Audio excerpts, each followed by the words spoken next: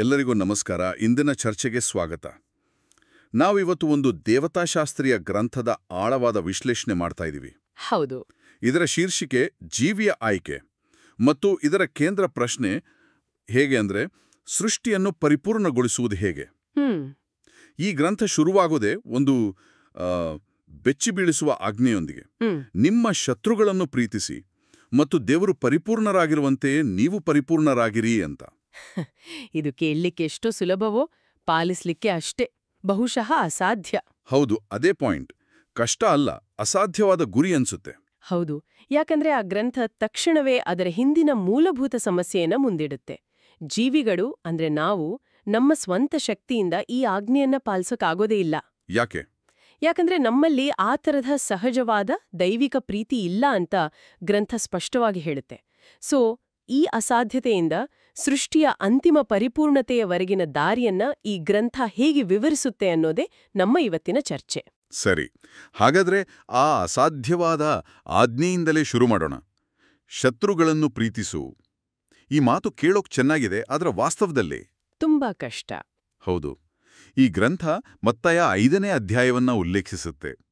ನಿನ್ನ ನೆರೆಯವನನ್ನು ಪ್ರೀತಿಸು, ಶತ್ರುವನ್ನು ದ್ವೇಷಿಸುವನ್ನೋ ಹಳೆಯ ನಿಯಮಕ್ಕೆ ಪ್ರತಿಯಾಗಿ ಇದನ್ನ ಇಡಲಾಗುತ್ತೆ. ಇದೇಕೆ ಇಷ್ಟು ದೊಡ್ಡ ಕ್ರಾಂತಿಕಾರಕ ಬದಲಾವಣೆ? ಯಾಕಂದ್ರೆ ಈ ಗ್ರಂಥದ ಪ್ರಕಾರ ಸೃಷ್ಟಿಯ ಪರಿಪೂರ್ಣತೆ ಅಂದ್ರೆ ಏನು ಅಂತ ಮೊದಲು ಅರ್ಥ ಮಾಡ್ಕೊಳ್ಬೇಕು. ಅದು ಕೇವಲ ನಾವು ಕೆಟ್ಟ ಕೆಲಸ ಮಾಡೋದನ್ನ ನಿಲ್ಸೋದಲ್ಲ. ಓಕೆ. ಬದಲಾಗಿ ಜೀವಿಗಳಿಗೆ ಇನ್ನೊಬ್ರಿಗೆ ಹಾನಿ ಮಾಡುವ ಸಾಧ್ಯತೆಯೇ ಇಲ್ಲದಂತೆ ಆಗೋದು. ಇದು ಕೇವಲ ಬಾಹ್ಯ ಕ್ರಿಯೆಯಲ್ಲ, ಆಂತರಿಕ ಸ್ವಭಾವದ ಸಂಪೂರ್ಣ ಪರಿವರ್ತನೆ. ಆಂತರಿಕ ಪರಿವರ್ತನೆ. ಹೌದು. ಇಲ್ಲಿಗೆ ಸ್ವತಂತ್ರ ಇಚ್ಛೆಯೋ ಪಾತ್ರ ಬರುತ್ತೆ. ಸ್ವತಂತ್ರ ಇಚ್ಛೆ ಅಂದ್ರೆ ಆಯ್ಕೆಯ ಸ್ವಾತಂತ್ರ್ಯ ಅಲ್ವಾ? ಹೌದು. ಹಾನಿ ಮಾಡುವ ಆಯ್ಕೆ ಇದ್ರೂ ಪ್ರೀತಿಯ ಕಾರಣದಿಂದಾಗಿ ಹಾಗೆ ಮಾಡದಿರಲು ನಿರ್ಧರಿಸೋದೇ ಪರಿಪೂರ್ಣಗೊಂಡ ಸ್ವತಂತ್ರ ಇಚ್ಛೆ. ಇಲ್ಲ ಅಂತನೂ ಹೇಳುತ್ತೆ. ಹೌದು ಹೌದು. ಹಾಗಾದ್ರೆ ನಮಗೆ ಮಾಡೋಕ್ ಆಗದೇ ಇರೋ ಕೆಲಸವನ್ನ ಮಾಡಲು ಆಜ್ಞಾಪಿಸುವುದರ ಉದ್ದೇಶವಾದ್ರೂ ಏನು? ಇದು ನಮ್ಮನ್ನ ವಿಫಲಗೊಳಿಸೋಕೆ ಒಂದು ಪರೀಕ್ಷೆನಾ? ಅದೊಂದು ಅತ್ಯುತ್ತಮ ಪ್ರಶ್ನೆ. ಗ್ರಂಥ ಇದನ್ನ ವಿಫಲಗೊಳಿಸೋ ಪರೀಕ್ಷೆ ಅನ್ನೋದಿಲ್ಲ. ಬದಲಾಗಿ ಇದು ನಮ್ಮ ಅಸಮರ್ಥತೆಯನ್ನ ಎತ್ತಿ ತೋರಿಸುವ ಒಂದು ಕನ್ನಡಿ ಅಂತ ಹೇಳುತ್ತೆ. ಕನ್ನಡಿ. ಹೌದು.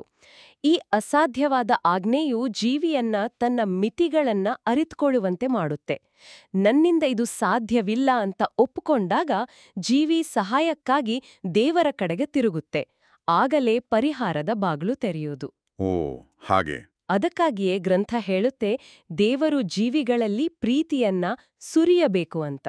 ಅಂದ್ರೆ ಈ ಪ್ರೀತಿ ನಾವು ಬೆಳೆಸ್ಕೊಳ್ಳೋ ಗುಣ ಅಲ್ಲ, ಬದಲಾಗಿ ಒಂದ್ ರೀತಿ ಡೌನ್ಲೋಡ್ ಮಾಡ್ಕೊಳ್ಳೋ ಸಾಫ್ಟ್ವೇರ್ ತರಹನ. ಒಳ್ಳೆ ಹೋಲಿಕೆ. ಇದು ಗಳಿಸುವ ವಿಷಯ ಅಲ್ಲ, ಸ್ವೀಕರಿಸುವ ಕೊಡುಗೆ. ಹಾಗಾದ್ರೆ ಈ ಪ್ರೀತಿಯನ್ನ ಜೀವಿಗಳಿಗೆ ತಲುಪಿಸೋಕೆ ಒಂದು ಮಾರ್ಗ, ಒಂದು ಚಾನೆಲ್ ಬೇಕಲ್ಲ. ಇಲ್ಲಿಂದ ವಿಷಯ ನಿಜವಾಗಿಯೂ ಸ್ವಾರಸ್ಯಕರವಾಡುತ್ತೆ. ಈ ಗ್ರಂಥವು ಶಿಲುಬೆಯನ್ನ ದೇವರ ಪ್ರೀತಿಯನ್ನು ಸುರಿಯುವ ಆ ಮಾರ್ಗ ಅಂತ ಗುರುತಿಸುತ್ತೆ. ಹೌದು. ಇದು ಹೇಗೆ ಕೆಲಸ ಮಾಡುತ್ತೆ? ಕೇವಲ ಒಂದು ಐತಿಹಾಸಿಕ ಘಟನೆಯಾಗಿ ಅಲ್ಲ, ಬದಲಾಗಿ ಒಂದು ದೇವತಾಶಾಸ್ತ್ರೀಯ ಇಂಜಿನಿಯರಿಂಗ್ನಂತೆ. ಹೌದು, ದೇವತಾಶಾಸ್ತ್ರೀಯ ಇಂಜಿನಿಯರಿಂಗ್ ಅನ್ನೋ ಪದವೇ ಸರಿ. ಯಾಕಂದ್ರೆ ಶಿಲುಬೆ ಇಲ್ಲಿ ಹಲವು ಹಂತಗಳಲ್ಲಿ ಕೆಲಸ ಮಾಡುತ್ತೆ. ಮೊದಲನೇದಾಗಿ ಇದು ದೇವರ ಪ್ರೀತಿಯ ಅಂತಿಮ ನಿರಾಕರಿಸಲಾಗದ ಪುರಾವೆ. ನಾನ್ ನಿನ್ನನ್ನ ಪ್ರೀತಿಸ್ತೀನಿ ಅಂತ ಹೇಳೋದು ಸುಲಭ, ಆದ್ರೆ ನಿನಗೋಸ್ಕರ ನಾನು ಸಾಯ್ತೀನಿ ಅಂತ ತೋರ್ಸೋದು ಆ ಪ್ರೀತಿಯ ತೀವ್ರತೆಯನ್ನ ಸಾಬೀತುಪಡಿಸುತ್ತೆ. ನಿಜ. ಈ ಪ್ರೀತಿಯನ್ನ ಕಂಡಾಗ ಜೀವಿಗಳು ತಮ್ಮ ಸ್ವಭಾವದಲ್ಲಿರೋ ಪಾಪವನ್ನ, ಅಂದ್ರೆ ಆ ಪ್ರೀತಿಗೆ ವಿರುದ್ಧವಾದ ಎಲ್ಲವನ್ನೂ ದ್ವೇಷಿಸಲು ಶುರು ಮಾಡ್ತವೆ. ಆ ದ್ವೇಷವೇ ಪಶ್ಚಾತ್ತಾಪಕ್ಕೆ ದಾರಿ. ಪಶ್ಚಾತ್ತಾಪ ಪಟ್ಟಾಗ ಕ್ಷಮೆ ಸಿಗುತ್ತೆ. ಇದು ಮೊದಲ ಹಂತ. ಸರಿ, ಕ್ಷಮೆ ಸಿಕ್ತು, ಪಾಪದ ಕಡತ ಅಳಿಸೋಯ್ತು.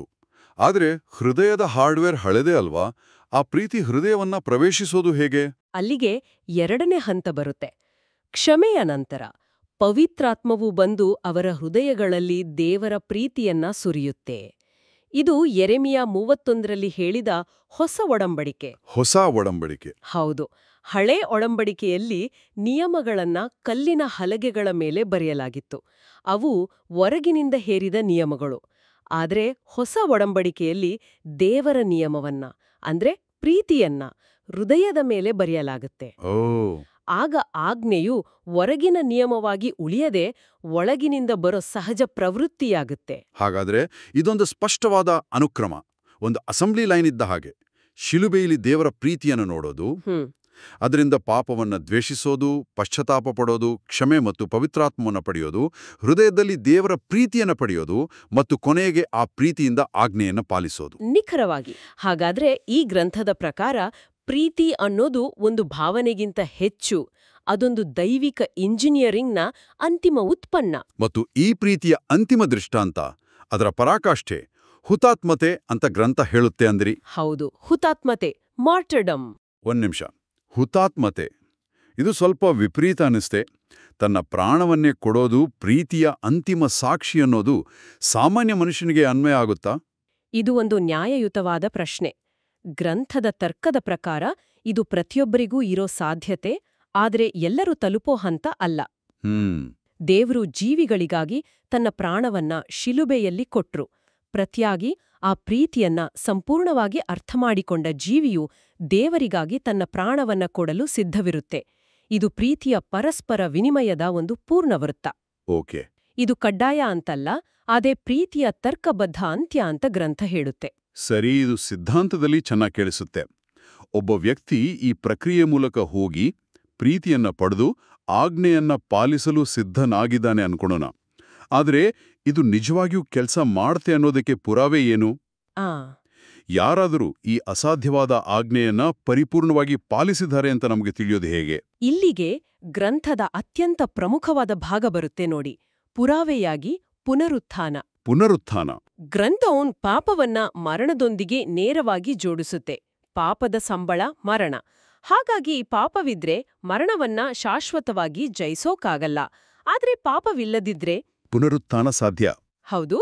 ಯೇಸುವಿನ ಪುನರುತ್ಥಾನವನ್ನ ಈ ಗ್ರಂಥ ಕೇವಲ ಒಂದು ಪವಾಡವಾಗಿ ನೋಡೋದಿಲ್ಲ. ಹಾಗಾದ್ರೆ ನೀವು ಹೇಳ್ತಿರೋದು ಯೇಸುವಿನ ಪುನರುತ್ಥಾನ ಕೇವಲ ಒಂದು ಪವಾಡವಲ್ಲ, ಅದು ಸೈತಾನನ ವಾದದ ವಿರುದ್ಧ ಒಂದು ವಿಶ್ವ ನ್ಯಾಯಾಲಯದಲ್ಲಿ ಗೆದ್ದ ಕಾನೂನಾತ್ಮಕ ಪ್ರಕರಣದಂತೆ. ಹೌದು, ಅದ್ಭುತವಾಗಿ ಹೇಳಿದ್ರಿ. ದೇವರ ಆಜ್ಞೆಗಳನ್ನು ಪಾಲಿಸಲು ಸಾಧ್ಯವಿಲ್ಲ ಅನ್ನೋ ಆರೋಪಕ್ಕೆ ಪ್ರತಿಯಾಗಿ ಇಲ್ಲ, ಸಾಧ್ಯವಿದೆ ಮತ್ತು ಇದೋ ಪುರಾವೆ ಅಂತ ತೋರಿಸಿದ ಹಾಗೆ. ಖಂಡಿತ.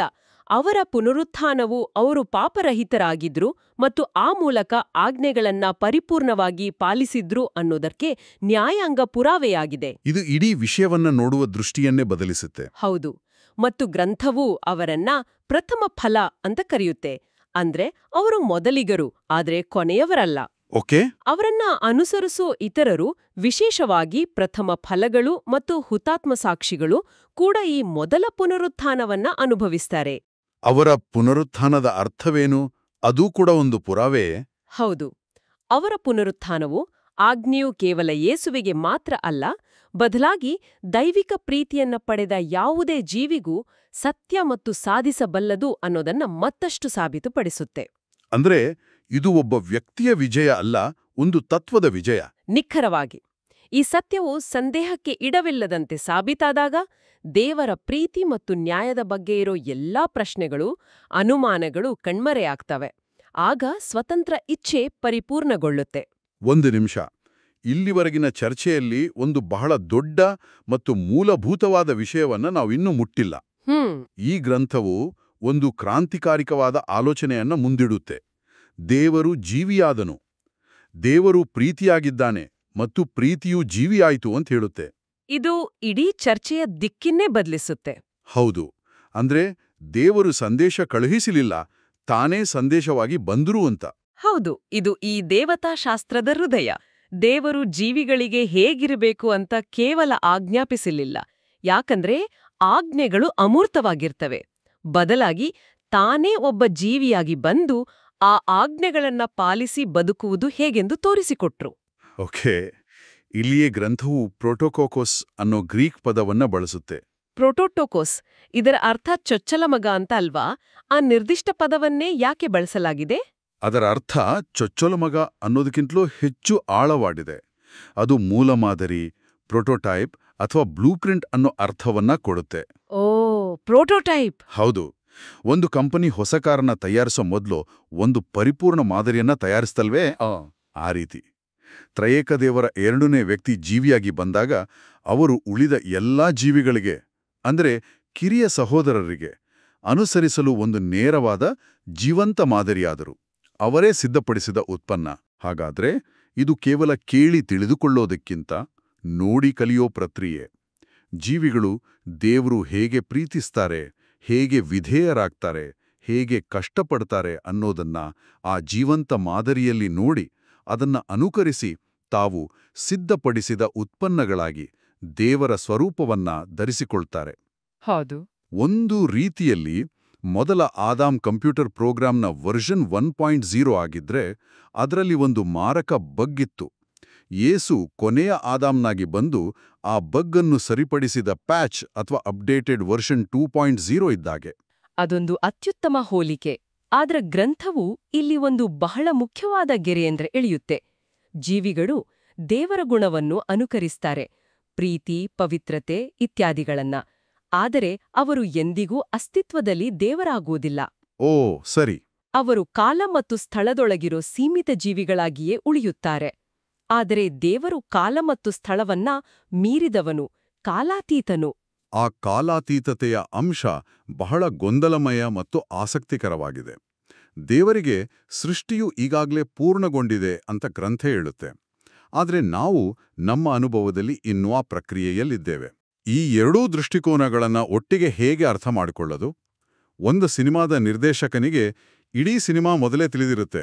ಆದರೆ ನಾವು ಪ್ರೇಕ್ಷಕರಾಗಿ ಅದನ್ನ ದೃಶ್ಯಾಂತರ ದೃಶ್ಯ ನೋಡ್ತೀವಿ. ಆ ರೀತಿಯ. ಹೌದು, ಆ ಹೋಲಿಕೆ ಹತ್ತಿರ ಬರುತ್ತೆ. ದೇವರ ದೃಷ್ಟಿಕೋನದಿಂದ ಆರಂಭ ಮತ್ತು ಅಂತ್ಯ ಒಂದೇ ಕ್ಷಣದಲ್ಲಿ ಗೋಚರಿಸುತ್ತೆ. ಅವರಿಗೆ ಸೃಷ್ಟಿಯ ಪೂರ್ಣಗೊಂಡ ಸ್ಥಿತಿ ಒಂದು ವಾಸ್ತವ. ಆದರೆ ಕಾಲದ ರೇಖೆಯ ಮೇಲೆ ಪ್ರಯಾಣಿಸ್ತಿರೋ ನಮಗೆ ಅದು ಒಂದು ಪ್ರಕ್ರಿಯೆಯಾಗಿ, ಒಂದು ಹೋರಾಟವಾಗಿ ಕಾಣುತ್ತೆ. ಹಾಗಾದರೆ ಕೊನೆಯಲ್ಲಿ ಇದರ ಅರ್ಥವೇನು?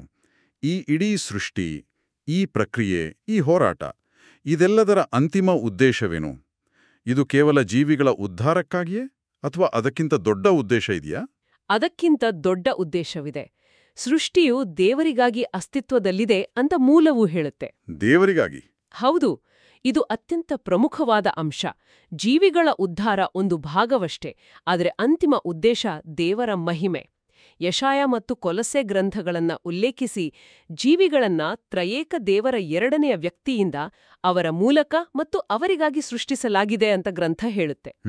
ಉದಾಹರಣೆಗೆ, ಆದಾಮನನ್ನ ದೇವರನ್ನ ಸ್ತುತಿಸಲು, ಆರಾಧಿಸಲು ಸೃಷ್ಟಿಸಲಾಯಿತು. ಆದಾಮನು ವಿಫಲನಾದಾಗ ಆ ಉದ್ದೇಶ ಪೂರ್ಣಗೊಳ್ಳಲಿಲ್ಲ. ಮತ್ತು ಆ ಆದಾಮನ ಪಾತ್ರದ ಬಗ್ಗೆಯೂ ಗ್ರಂಥ ವಿಸ್ತಾರವಾಗಿ ಹೇಳುತ್ತೆ. ಅವನು ರಾಜ, ಪ್ರವಾದಿ ಮತ್ತು ಯಾಜಕನಾಗಿರಬೇಕಿತ್ತು, ಆದರೆ ವಿಫಲನಾದ. ನಂತರ ಕೊನೆಯ ಆದಾಮ್ ಅಂದ್ರೆ ಯೇಸು ಆ ಪಾತ್ರವನ್ನ ಮರಳಿ ಸ್ಥಾಪಿಸ್ತಾರೆ. ಹೌದು, ಮತ್ತು ಈಗ ಮೊದಲ ಆದಾಮ್ ಅಂದ್ರೆ ಮಾನವಕುಲ ಅವರೊಂದಿಗೆ ಸೇರಿ ಆ ಪಾತ್ರವನ್ನ ಪೂರೈಸಲು ಕೆಲಸ ಮಾಡುತ್ತೆ. ಇದು ಆರಂಭದ ವಿಷಯಕ್ಕೆ ನಮ್ಮನ್ನ ಮರಳಿ ಕರೆದೊಯ್ಯುತ್ತೆ. ಆದಾಮನ ಶಾಪಗ್ರಸ್ತ ದೇಹ ಅಂದ್ರೆ ಅವನ ಪಾಪಪೂರ್ಣ ಸ್ವಭಾವ ಇನ್ನೂ ಫಲವನ್ನ ಅಂದ್ರೆ ಪವಿತ್ರಾತ್ಮದ ಫಲವಾದ ಪ್ರೀತಿಯನ್ನ ನೀಡಬಲ್ಲದು ಅಂತ ಗ್ರಂಥ ವಾದಿಸುತ್ತೆ. ಆದರೆ ಅದು ಹೇಗೆ ಸಾಧ್ಯ? ಅದು ಸ್ವಂತ ಪ್ರಯತ್ನದಿಂದಲ್ಲ, ಬದಲಾಗಿ ಕೃಪೆಯಿಂದ, ಅಂದ್ರೆ ದೇವರ ಕೊಡುಗೆಯಿಂದ.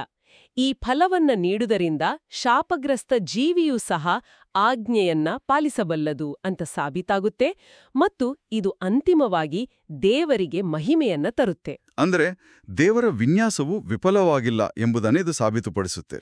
ನಿಖರವಾಗಿ. ನಾವು ಪರಿಪೂರ್ಣರಾಗಿರಿ ಎಂಬ ಅಸಾಧ್ಯವಾದ ಆಜ್ಞೆಯೊಂದಿಗೆ ಪ್ರಾರಂಭಿಸಿದ್ವಿ. ಆ ಅಸಾಧ್ಯತೆಯಿಂದ ಶಿಲುಬೆ, ಪುನರುತ್ಥಾನ ಮತ್ತು ದೇವರೇ ಜೀವಿಯಾಗಿ ಬಂದು ಮಾದರಿಯಾಗುವ ಮೂಲಕ ಪ್ರೀತಿಯಿಂದ ಸ್ವತಂತ್ರ ಇಚ್ಛೆ ಪರಿಪೂರ್ಣಗೊಳ್ಳುವ ಸೃಷ್ಟಿಯ ಪೂರ್ಣತೆಯ ದೃಷ್ಟಿಯೊಂದಿಗೆ ಮುಗಿಸ್ತಾ ಇದ್ದೀವಿ. ಹೌದು, ಇದೊಂದು ಸುಂದರವಾದ, ಸಂಕೀರ್ಣವಾದ ತಾರ್ಕಿಕ ಸರಪಳಿ. ನಿಜ. ಇದರ ಮೂಲ ವಾದವನ್ನ ಒಂದೇ ವಾಕ್ಯದಲ್ಲಿ ಹೇಳೋದಾದ್ರೆ, ಸೃಷ್ಟಿಯನ್ನ ಪರಿಪೂರ್ಣಗೊಳಿಸೋ ಪ್ರೀತಿಯು ಮಾನವನ ಸಾಧನೆಯಲ್ಲ, ಬದಲಾಗಿ ಅದು ಶಿಲುಬೆಯ ಮೂಲಕ ಹರಿದು ಬರುವ ಮತ್ತು ಪುನರುತ್ಥಾನದಿಂದ ಸಾಬೀತಾದ ದೈವಿಕ ಕೊಡುಗೆ. ಈ ಪ್ರಕ್ರಿಯೆಯು ಜೀವಿಗಳನ್ನ ಕೇವಲ ನಿಯಮ ಪಾಲಕರನ್ನಾಗಿ ಮಾಡೋದಿಲ್ಲ, ಬದಲಾಗಿ ಅವರನ್ನ ದೇವರ ಸ್ವರೂಪಕ್ಕೆ ಪರಿವರ್ತಿಸುತ್ತೆ ಮತ್ತು ತಮ್ಮ ಸೃಷ್ಟಿಕರ್ತನನ್ನ ವೈಭವೀಕರಿಸುವ ತಮ್ಮ ಅಂತಿಮ ಉದ್ದೇಶವನ್ನ ಪೂರೈಸಲು ಸಹಾಯ ಮಾಡುತ್ತೆ. ಈ ಇಡೀ ಚರ್ಚೆಯು ನಮ್ಮನ್ನು ಒಂದು ಆಳವಾದ, ಬಹುಶಃ ಉತ್ತರಿಸಲಾಗದ ಪ್ರಶ್ನೆಯ ಮುಂದೆ ನಿಲ್ಲಿಸುತ್ತೆ. ಹೇಳಿ. ದೇವರ ಕಾಲಾತೀತ ದೃಷ್ಟಿಕೋನದಿಂದ ಸೃಷ್ಟಿಯು ಈಗಾಗಲೇ ಪೂರ್ಣಗೊಂಡಿದೆ ಅಂತ ಗ್ರಂಥ ಒತ್ತಿ ಹೇಳುತ್ತೆ. ಅಂತ್ಯವು ಈಗಾಗಲೇ ಬರೆಯಲ್ಪಟ್ಟಿದ್ರೆ ಕಾಲದ ಹರಿವಿನಲ್ಲಿ ಈ ಪ್ರಕ್ರಿಯೆಯ ಮಧ್ಯದಲ್ಲಿ ನಾವು ಮಾಡುವ ಆಯ್ಕೆಗಳ ನಿಜವಾದ ಸ್ವರೂಪ ಮತ್ತು ಅರ್ಥವೇನು? ನಮ್ಮ ಆಯ್ಕೆಗಳು ನಿಜವಾಗಿಯೂ ನಮ್ಮವೇ ಅಥವಾ ನಾವು ಈಗಾಗಲೇ ಬರೆದ ಚಿತ್ರಕಥೆಯಲ್ಲಿ ನಮ್ಮ ಪಾತ್ರವನ್ನು ನಿರ್ವಹಿಸುತ್ತಿದ್ದೇವೆಯಾ?